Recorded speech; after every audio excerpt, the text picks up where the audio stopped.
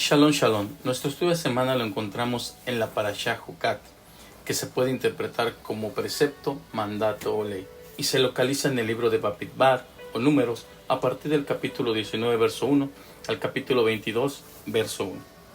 En resumen, Moshe es enseñado sobre las leyes de la vaca roja.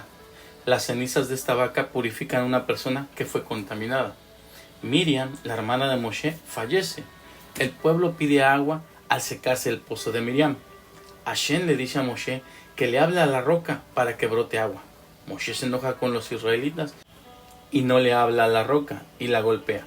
Hashem manda agua, pero le informa a Moshe que ni él ni su hermano ingresarán a la tierra prometida. Aarón fallece en este caminar por el desierto. El pueblo comienza a morir por mordeduras de serpientes venenosas. Moshe muestra una serpiente de cobre sobre un palo y todo el que la vea es sanado de las mordeduras. Moshe lidera al pueblo en la batalla con los reinos que impiden el paso a la tierra prometida, como muchos temas más con mayor profundidad. La vaca bermeja. La ley de la vaca bermeja es descrita por los sabios como un decreto de la Torá por excelencia, ya que está más allá del entendimiento humano, y que el Yetzer Hará ha influenciado al mundo para cuestionar cuál es el propósito de este precepto. Pero la Torá nos afirma que esta es una ordenanza o ley de Hashem, y como todas sus leyes, nadie debe cuestionarlas. Es poco entendida esta parashat, ya que tiene varios aspectos que parecieran contradictorios. Los sabios de la Torá nos comentan que incluso el hombre más sabio que existió sobre la tierra, el rey Shlomo, no pudo comprender el razonamiento detrás de este precepto de la vaca roja. Solo a Moshe le reveló a Hashem la razón divina de Paradumá, vaca roja. Esto nos quiere decir que la vaca debería tener todo su pelo rojo. No tenía que haber en ella algún otro pelo que fuera de otro color, ya que no se consideraba apta para el sacrificio. Esa es la ley de la Torá. El Cohen debe sacrificar una novilla roja, impecable, que nunca ha trabajado. Se quema con ella cedro, hisopo y una hebra roja. Los Kohanim envueltos en el proceso están tamei, impuros. Las cenizas se usan para purificar a los que están tamei por el contacto con los muertos. Existe una relación tan especial entre la vaca roja y Moshe, porque esta se da para la expiación del pecado del becerro de oro. Aquí existe un secreto que vamos a tratar de ver con respecto a este estudio de la vaca roja. Se nos enseña que si el pecado del becerro de oro no se hubiera hecho, el pueblo hebreo nunca hubiera caído en muerte espiritual. Es por eso que cuando hablamos de la vaca roja, estamos hablando de la liberación de la muerte espiritual. Entendamos por qué Jucat, que se puede traducir como leyes y proviene de la raíz Jukim, que significa grabar. El grabar alguna cosa implica un trabajo difícil, y esta es la primera clave con nuestro compromiso con la Torá, ya que para poder entender la Torá y seguir sus preceptos necesitamos de un trabajo duro y constante para poder grabarla en nuestra mente y en nuestro corazón. Para poder crecer constantemente debemos hacer que nuestro potencial espiritual florezca, y solo con un trabajo duro se puede lograr esto. Tenemos que vencer nuestro ego, ya que el Yetzer Hará se encarga de levantar ese ego a cualquier área que aún no hayas vencido en tu vida. El apóstol Shaulo nos los dice en la carta a los Romanos, capítulo 15, verso 1. Así que nosotros los fuertes debemos tener paciencia con las flaquezas de los débiles y no agradarnos a nosotros mismos. En otra comparación, la palabra Jukim, que se refiere a grabar, también puede compararse con la palabra escritura, ya que cuando se estampa una escritura sobre una superficie y el material, la tinta con lo que se realiza, son dos cosas por separado. Pero cuando el grabado o las letras se encuentran sobre una piedra, ambas pasan a formar una sola entidad, y esto lo hace inseparables. Esto es tan importante, ya que al entender la Torá, hace que toda su enseñanza forme parte de nuestro ser y permanezca en unidad constantemente. Recordemos que todo lo que se encuentra en la Torá es perfecto. En ocasiones existen personas que solo ven las escrituras superficialmente y ven solo las leyes, pero cuando profundizamos un poco más podemos encontrar lecciones muy poderosas como este estudio de la vaca roja, ya que realmente antes de comenzar a estudiar nuestra parashat, con el simple título nos da una enseñanza tan grande que debemos grabar este título dentro de nosotros, ya que a partir de esto deberíamos de darle al mundo nuestra luz a partir de no solo estudiar Torah, sino hacer lo que dice la Torah. A eso se refiere grabar la Torah, que realmente se encuentre físicamente unida con nosotros. Esto es la palabra Jucat. No solamente son leyes o preceptos, es mucho más profundo. Yehoshua 1:8 nos cita: nunca se apartará de tu boca este libro de ley, sino que de día y de noche meditarás en él, para que guardes y hagas conforme a todo lo que en él está escrito, porque entonces harás prosperar tus caminos y todo te saldrá bien, sin ningún defecto. En este estudio nos hace saber que la vaca roja no debe tener ni un solo pelo de otro color, debe de ser completamente roja, sin haber sido puesta a un yugo para trabajar, ya que sería una vaca controlada y por lo tanto perdería su poder purificador. Una vez sacrificada, sus cenizas se mezclaban con agua y esta a su vez tenían el poder de purificación para las personas que tuvieran contacto con un cadáver. Esto es lo que la Torá nos narra para qué servía esta vaca roja. Pero nosotros al leer esta parashá tenemos la oportunidad de llenarnos de la luz y poder recapacitar en qué área de nuestra vida aún falta ser purificados. Si hablamos de que este sacrificio de Paradumá está ligado al evento del becerro de oro, sabemos que después de este acto el pueblo hebreo tuvo una muerte espiritual. Al igual hoy en día, ¿qué actos nos están haciendo morir espiritualmente? Gálatas 5, 9 y 19 nos cita: manifiestas son las obras de la carne, que son adulterio, fornicación, inmundicia, lascivia, idolatría, hechicería, enemistades, pleitos, celos, iras, contienda, desensiones, herejías, envidias, homicidios, borracheras, orgías y cosas semejantes a estas, acerca de las cuales os amonesto, como ya os lo he dicho antes, que los que practican tales cosas no heredarán el reino de Hashem. Mientras las cenizas de la vaca roja purificaban a los impuros, aquellos que preparaban esto, el método de purificar, se volvían impuros, algo contradictorio como lo que purifica impurifica, pero está claro que los Kohanim estaban dispuestos a impurificarse con tal de que los demás fueran purificados. El sacrificio para poder alcanzar la purificación es lo que estamos viendo en este estudio de Jucat. Pero veamos a la luz de la Torá que esto mismo pasó con nuestro Mesías Yeshua, ya que él, en su papel como Mesías sufriente, que tomó la impureza del pueblo de Israel y del mundo para poder purificar y redimir toda la humanidad, en este proceso de purificación, él se vuelve impuro. Se nos ha enseñado que en esta tradición netzarita se conoce a Yeshua como el Mesías leproso.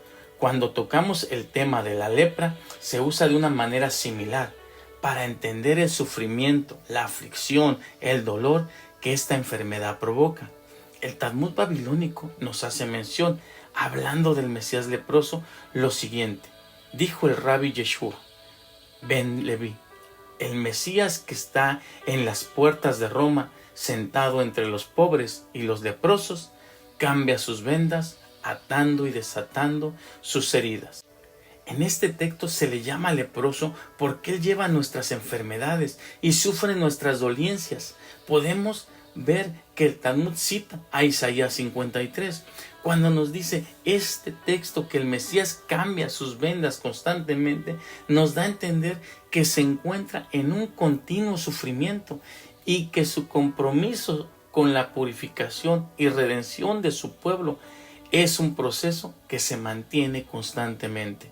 Así como el ritual de la vaca roja tenía ese propósito en aquel tiempo para la purificación y redención, hoy en día el Mesías Yeshua es quien asume toda la impureza de nuestras transgresiones para poder purificar, para poder redimir mis transgresiones, tus transgresiones y las de todo aquel que crea que Hashem envió a su Hijo, para que todo aquel que en él crea no se pierda, mas encuentre el camino a la vida eterna. Quemar la paraduma. La vaca es quemada y sus cenizas al mezclarlas con agua se convierten en un antídoto para purificar la contaminación. Pero en este tiempo debemos entender que ofrecer un sacrificio en holocausto es quemar ese animal interno que se encuentra dentro de nosotros. Y al combinarlo con agua, esas cenizas que nos quedan de nuestro sacrificio nos ayudan a controlar nuestros deseos mundanos y tomar una dirección correcta en nuestro diario vivir. La ceniza representa los residuos que quedaron de todas nuestras transgresiones y el agua representa la palabra de Hashem, la Torá. Cuando ésta se mezcla con los residuos, pasan a ser purificados por completo, perdiendo su esencia sólida para transformarse en un nutriente de vida espiritual.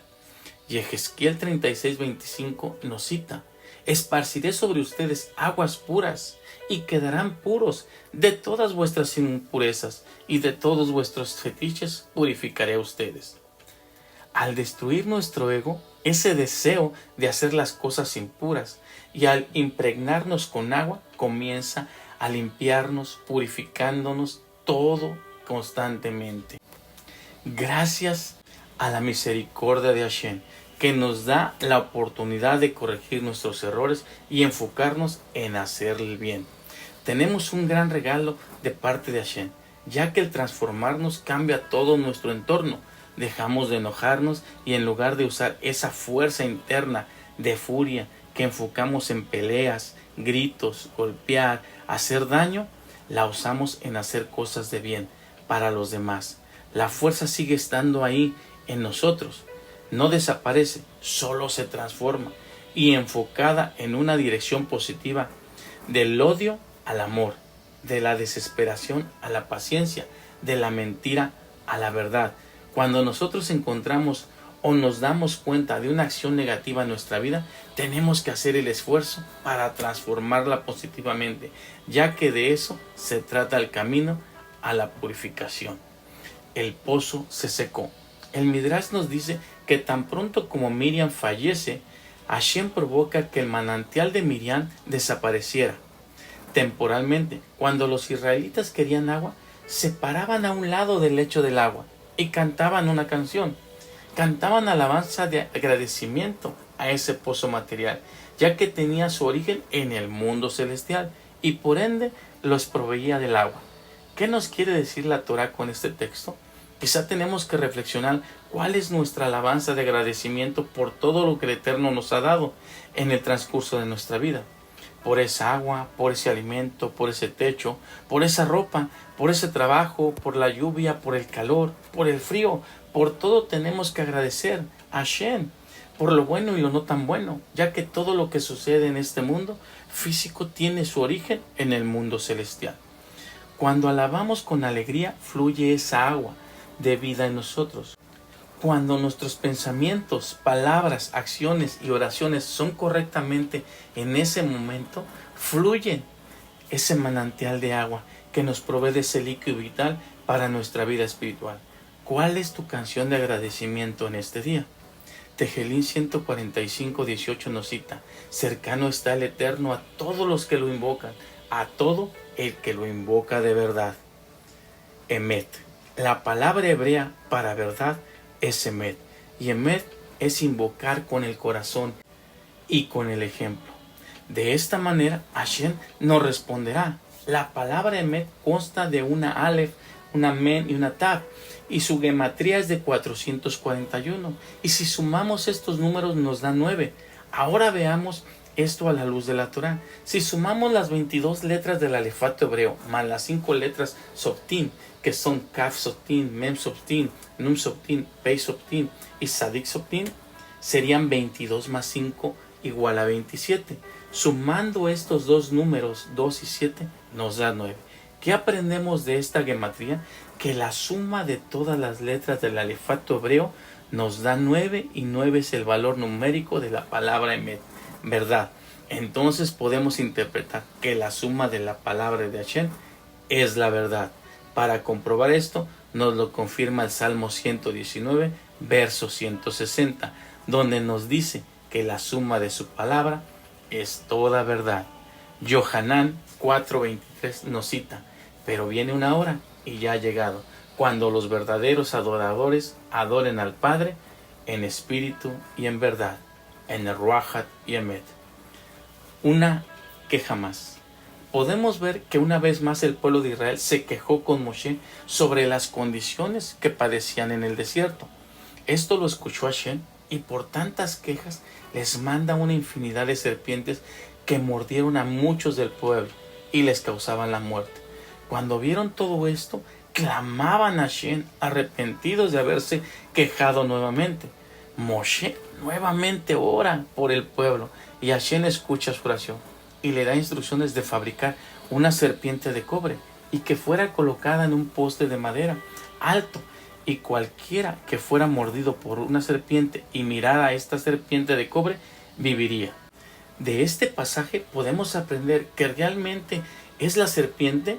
En hebreo la palabra serpiente es nahash, y hoy en día esta serpiente aparece en nuestras vidas para atacarnos cuando nos desconectamos de las cosas celestiales y seguimos los caminos incorrectos.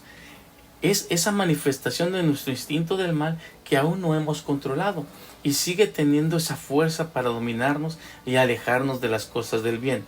Las mordeduras de las serpientes es consecuencia de nuestras acciones incorrectas en nuestro diario vivir. Pero así como el Eterno le ordenó a Moshe que fabricara esa serpiente de cobre, Él también tenía un plan para nosotros, que es nuestro Mashiach Yeshua HaMashiach, quien fue colgado en un madero para salvación de todos nosotros. Como lo comentamos, el término hebreo para serpientes nahash, que se compone de una nun, una yet y una shin, y este nombre comparte el mismo equivalente numérico de Mashiach, que es 358. Pero ¿por qué serpiente y Mashiach tienen el mismo valor numérico? Sabemos que el hebreo, la equivalencia numérica, no es una coincidencia, sino una misma raíz que se comparte entre dos o más cosas. Y de esta forma sabemos que para poder vencer a esa serpiente es solo por los méritos de nuestro Mashiach Yeshua. Él golpea a la roca. La Torá nos hace mención que Hashem le ordena a Moshe que le hable a la roca, como nos lo dice en el capítulo 20, versos 7 al 13. Hashem le dijo a Moshe: junta a la gente en la piedra, háblale a la piedra, producirá suficiente agua para ellos y sus rebaños. Moshe dijo: escuchen ustedes, los rebeldes, ¿saldrá agua de una piedra? Moshe golpeó la piedra, salió agua suficiente para los rebaños. Hashem le dice a Moshe y Aarón: ya que no han creído, ustedes no entrarán a la tierra prometida. Vemos que Moshe no entra a la tierra prometida, y no es un castigo por la desobediencia a Hashem, sino un propósito de parte del Eterno, para que sea Yeshua quien nos conduzca y muestre el camino a la vida eterna. Isaías 53:12 nos cita: yo le daré parte con los grandes, y con los fuertes repartiré despojos, porque derramó su alma hasta la muerte, y con los transgresores fue contado, llevando él el pecado de muchos, e intercedió por los transgresores. Que el Eterno nos dé la sabiduría para poder entender y ver en este estudio de Paradumá al Mesías sufriente, que está ahí para asumir toda la inmundicia por amor a cada uno de nosotros y darnos acceso al trono de gloria. Baruch Hashem. Que el Eterno los bendiga y los proteja. Que el Eterno haga brillar su presencia sobre ustedes y sea clemente. Que el Eterno vuelva su rostro hacia ustedes y les dé su paz.